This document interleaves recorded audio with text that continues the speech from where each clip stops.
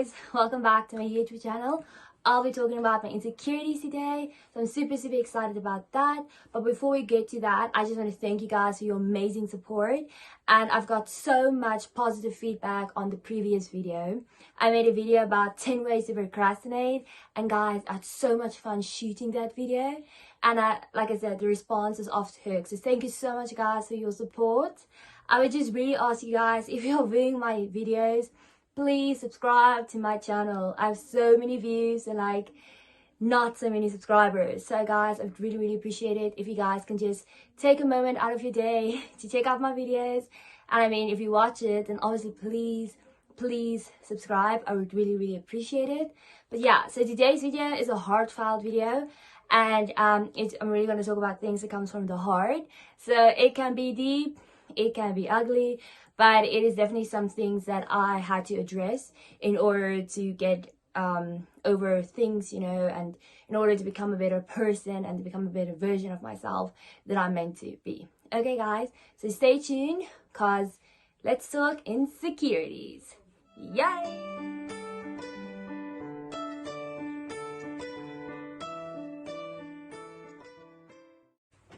Hi guys, thank you so much for watching this video. So today I'm going to talk about my insecurities. So growing up in post-apartheid South Africa, it has been a very hard thing for me to deal with, the fact that I was dark-skinned and my parents was white. And I obviously had like a lot of questions from children asking me, so, you know, why is your parents that color? Why do you look like this? And I mean, for a long time, I obviously thought there was something wrong with me. Like, I had an awesome childhood and a very loving family, guys. But the children at school, they were nasty. So, obviously, the way they treated me started, you know, I don't know, guys. It started to get me to feel like, whoa, maybe there is something wrong with me.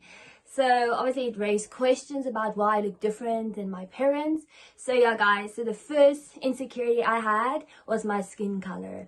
And I must say guys, this has been the biggest obstacle in like my journey of growth. Like I cannot like explain to you guys how bad it was for me to be this color, and for my friends to be another color, my family to be white. And yeah, I really struggled with this. I really felt like, you know, as I got an older guys, the skin color thing just got more and more intense, because eventually I got to that age where I started liking boys, you know. So yeah, and then obviously I found myself attracted to, you know, the type of guys that my family mixed with, you know. And obviously it was such a big obstacle for me. So guys, I had plenty of crushes, but yo guys, I never approached any one of them ever. And the biggest barrier for me was because of my skin color. Now, I know that people are going to say, but Monica, you're beautiful and you're exactly the way you should be.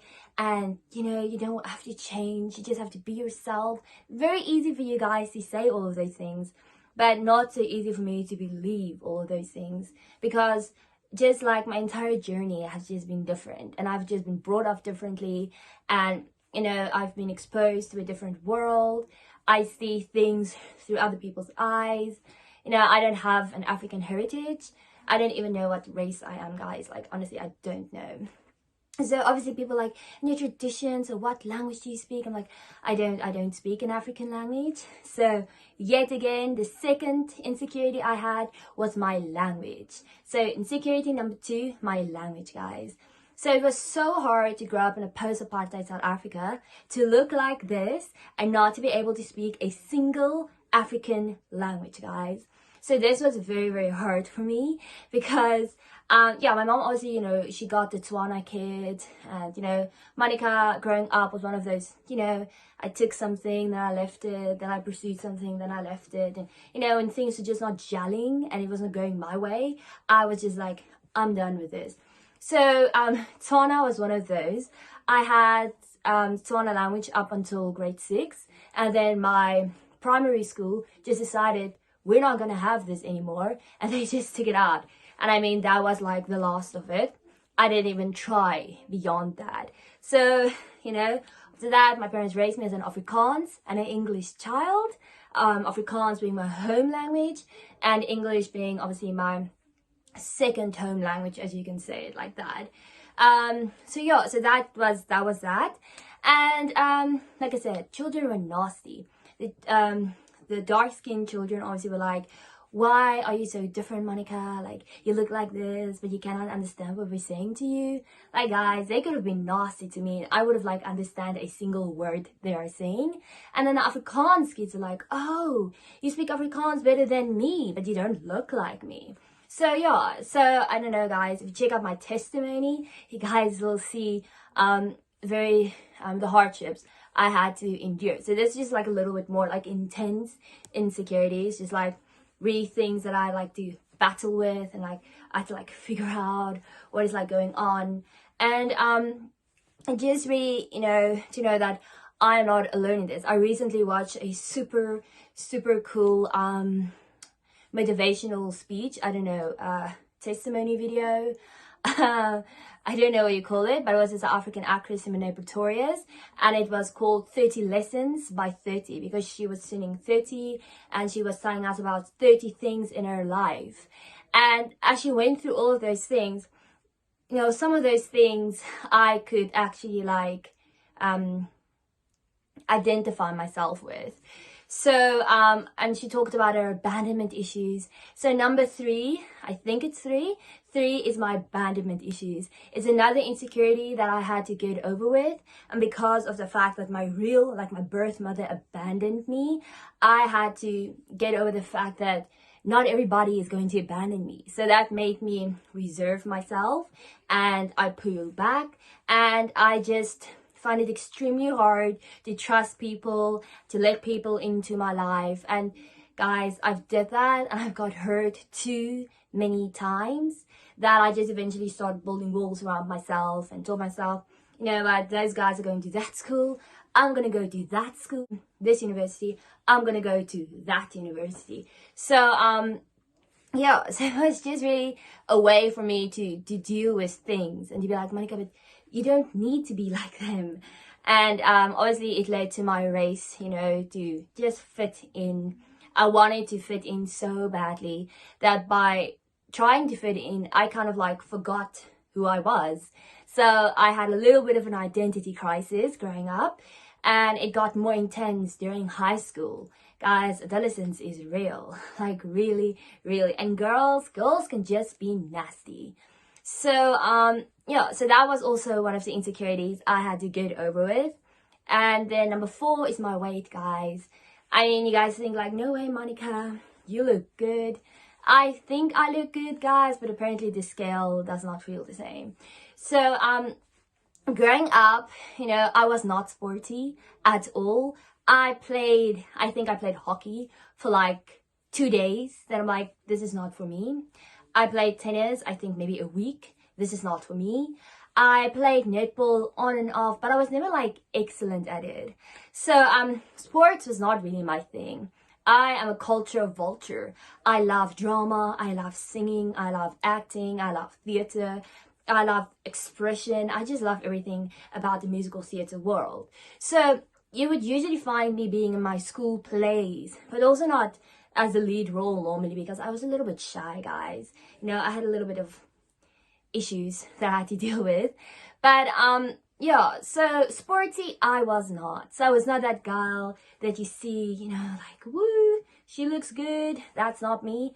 So I did cheerleading in high school. Like in the 8th grade, I did cheerleading. And, it was fun. It took a lot of time. And I would never forget this. One of the cheerleaders on the cheerleading squad said, oh, you know what, we can't lift Monica because she's like too heavy. And I told my mom about this, and my mom was always very protective about me because I'm so different and I was so fragile. I was like this little egg that you like protect from the world. And so my mom just like freaked out on this girl, like, who the hell do you think you are to call my daughter fat? But guys, like I said, it sliced so hard. I felt it, and I mentally felt like I had to do something about my weight. So during high school, I was, I was not thin, I was not fat, I was average, and I was okay with being average. for the time being. Obviously there was problems until another incident. I tried athletics, like long distance, because I have like a long breath. So you guys can see I'm talking a lot. And the one teacher at my high school said, you know what, you'd be a better runner if you just lose a little bit more weight. I was like, excuse me? So yeah, guys, I was just like, by that time I just like had it with people that are just nasty about my weight. So my mom saw the problems, and that's well we discovered modeling. I already actually started like modeling in grade 6 or 7, you know, to help with my self-confidence issues, and which is another insecurity of mine, self-confidence. And during this modeling, you know, I did okay, but I didn't do great. And so that's when I told myself, I'm done. I'm gonna stop eating, and I'm just like, you know, just gonna like do whatever I have to do to ensure that I look good, I feel better. And I obviously lost weight. I lost like a lot of weight. But then, guys, I went on a camp and I gained like all of that weight just like back. So I'm usually normally good with losing weight, but I'm not so good with keeping it off. And during the life, you know, during high school and university even, my weight just goes up and down, up and down, up and down. And I'm not a gymmer, guys. I don't like gymming. I don't like exercise. I honestly don't know what just gym bunnies think of it, but I'm not that. So yeah, so right now I'm still working on my weight insecurity, but I'm also learning to just love myself because God created me to be like this. I did a competition for my high school, like a modeling competition, and one of the questions they asked the one girl was they asked the contestants is what do you don't like about yourself? And her answer blew me away, guys, like completely. And she said, I like everything about myself, because if I don't like anything about myself, that means I would be criticizing God's work. And I was like, what? And she's like, God does not create trash. God does not create imperfection. He created you perfect. He created you the way you are meant to be. And I look exactly the way God wanted me to look. So I was like, whoa, okay, down. So eventually that obviously hit home hard. And I guess from there on, I started my journey on just accepting myself for who I am. And that led to me having a super awesome first year in university. And I made so many friends. I was thrown off my comfort zone. I would think I was like kicked out of my comfort zone. And it was just such an amazing environment to be in. And yeah, it was just such a motivational environment to be in. Like, yeah. So yeah, guys, that's my insecurities.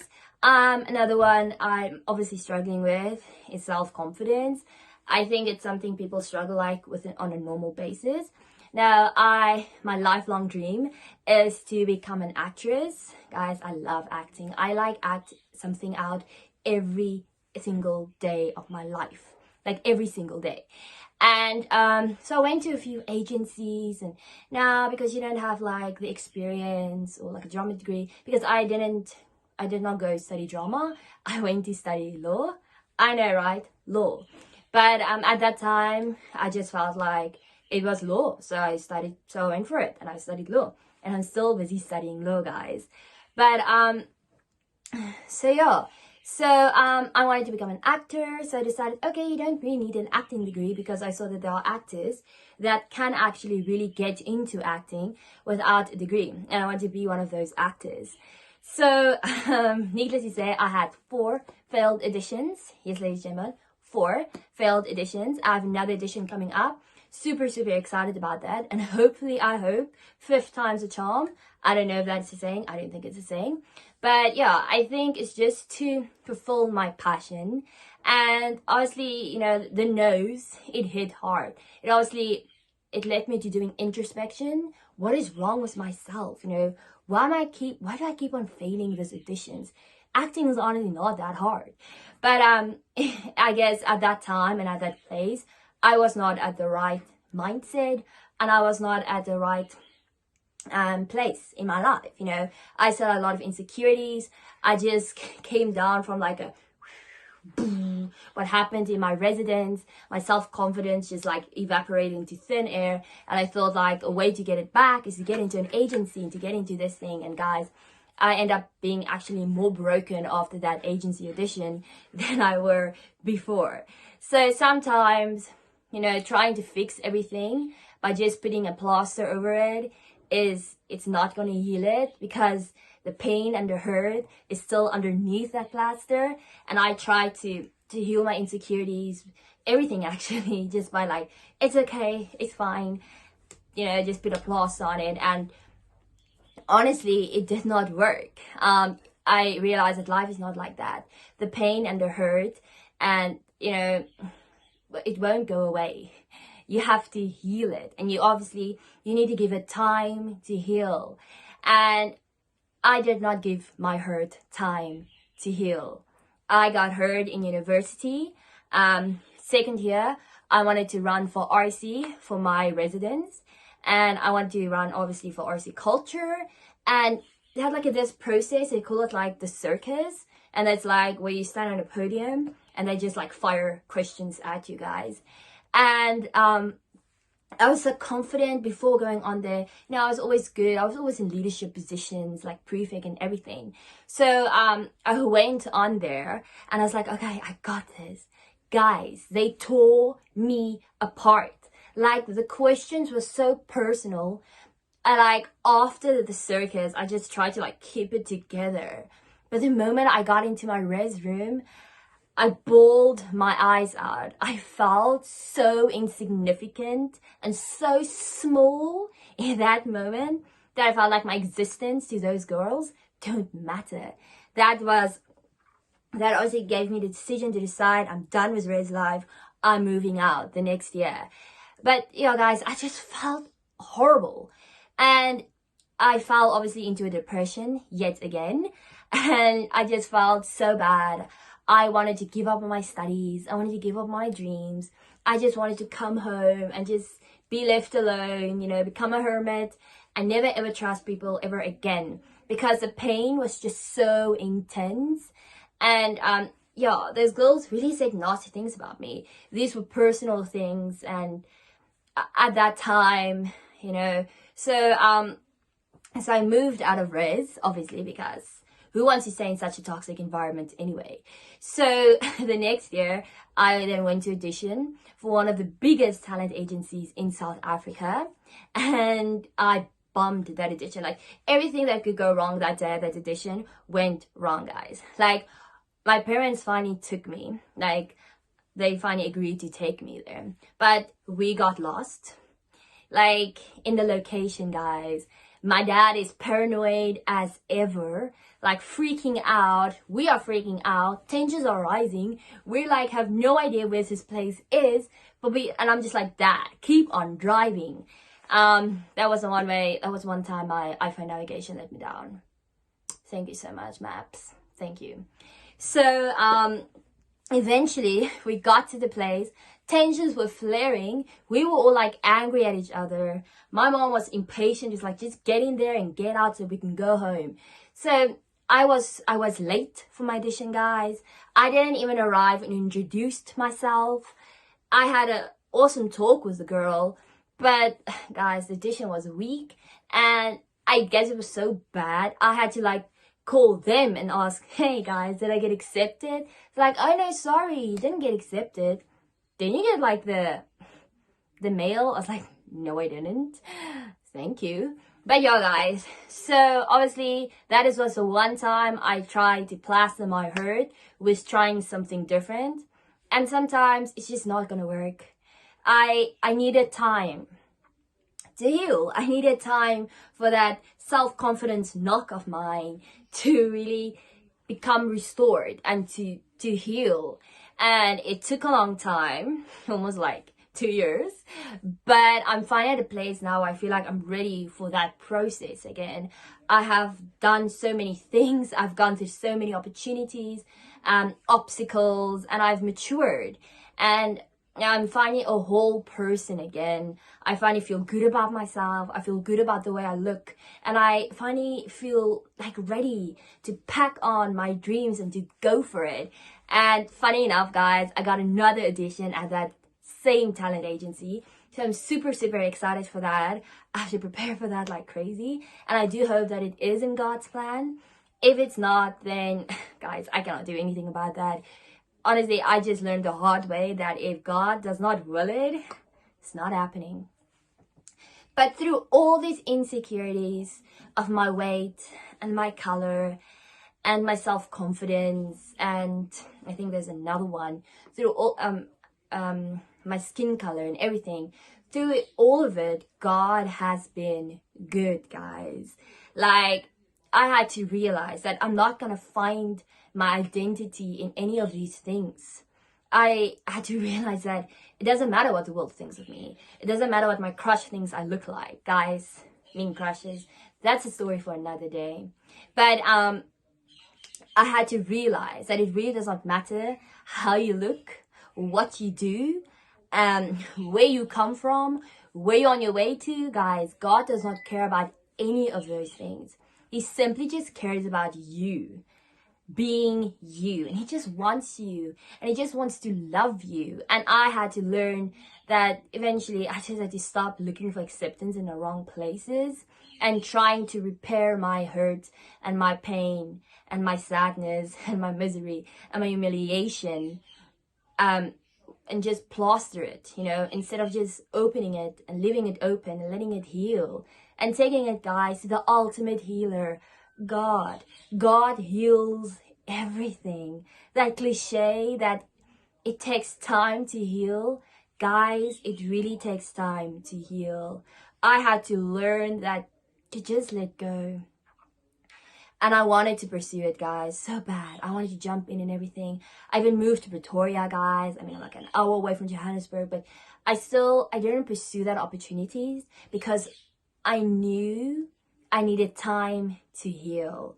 And I took my hurt and my pain and my misery and my sadness and my tears and my heart, guys, and my humiliation and my embarrassment and just all of those nasty negative things surrounding and insecurities surrounding me. I took it all to God and I lay it down at his feet. And he really, really healed me. It was not an easy journey, guys. I had to go through some unspeakable things in order to become fully healed. But I can sit here as a testimony and testify that God does not sleep. He sees your pain. He sees your worries. And I know in this coronavirus time, you feel really like God is not there. No one understands you. There's one who understands you. God understands you. God understands it all. And he just wants you to just let him. Guys, God will only go as far as you let him. And sometimes people ask, where is God? He's there. He's there where you left him. You need to invite him into your lives. You need to invite him into your lives, guys. Because miracles is real. God is real and God is good. And haven't been for God, there's a song of Hillsong called Remembrance. And every time I hear that song, my eyes just like, I just bawl my eyes out. Because the words of that song hits home, guys. It hits my heart. And I just feel like, wow, God is truly good. I get to live my life in remembrance of everything good God done for me. Because if not for God, I wouldn't be sitting here healed. I wouldn't be sitting here a full person. I wouldn't be sitting here feeling like I'm worth something. People don't matter.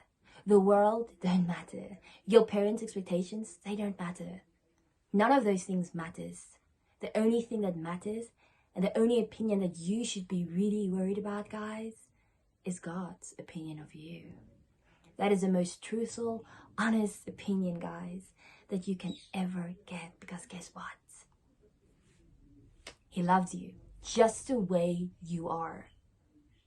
Stop trying to plaster your hurt and your pain and your insecurities and everything with stuff that is not necessary, and stuff is only just going to cover it but it's not going to heal it.